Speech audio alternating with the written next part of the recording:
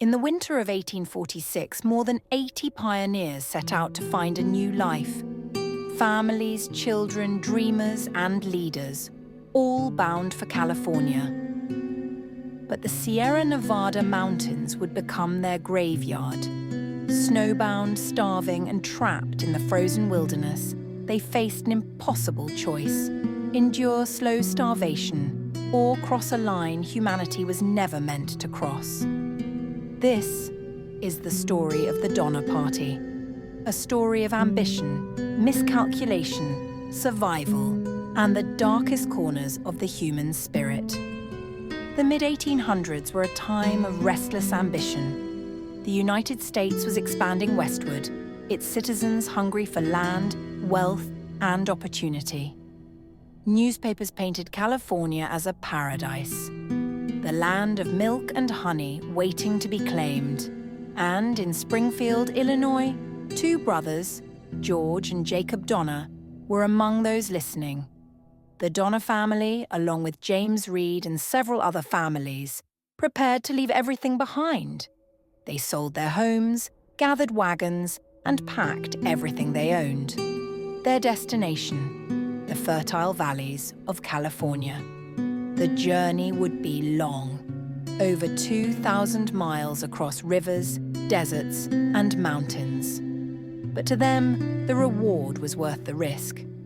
In May of 1846, 87 men, women, and children set out in a wagon train from Independence, Missouri. They were hopeful, optimistic, strangers bound together by the promise of a better tomorrow.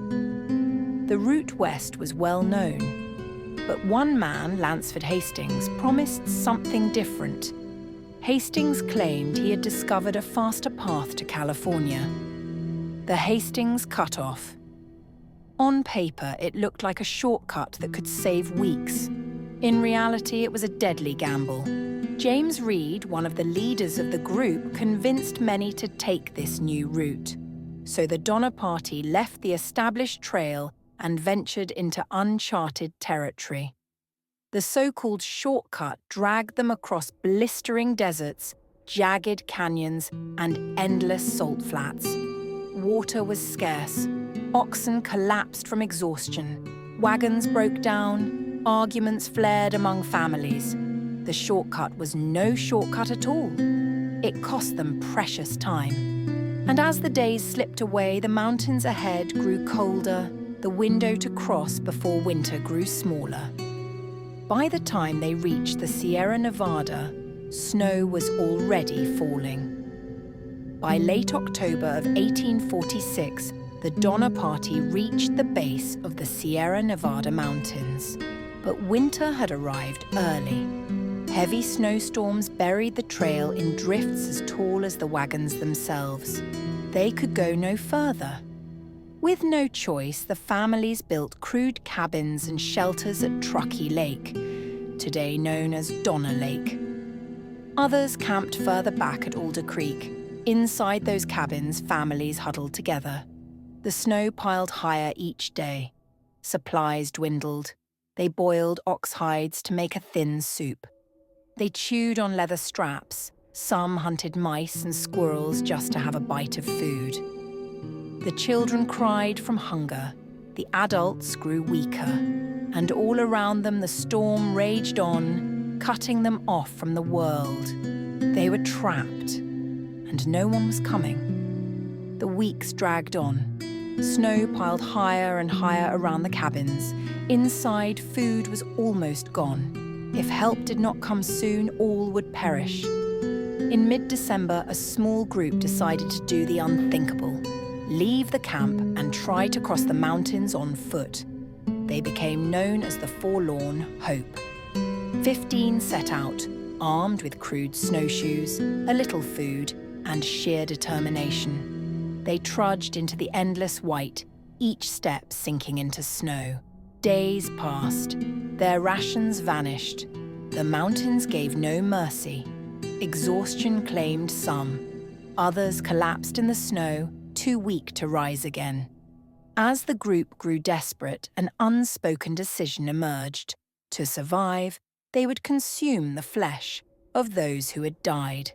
It was a choice no human wishes to face. But in the silence of the mountains, there was no debate. Only survival. Piece by piece, the dead gave life to the living. After 33 days in the frozen wilderness, just 7 survivors stumbled out of the mountains. Their story horrified California, but it was only the beginning. Back at Truckee Lake, the families were breaking. Snowstorms blocked every path. Food was gone. The cabins reeked of sickness and despair. Mothers tried to soothe their starving children with promises of tomorrow. Fathers sat in silence, too weak to stand. Some turned to boiling hides, scraping bones for marrow, chewing bark from the trees. But even that was not enough. As death swept through the camp, another line was crossed. Those who died became the last, desperate meal for the living. It was not murder. It was not cruelty.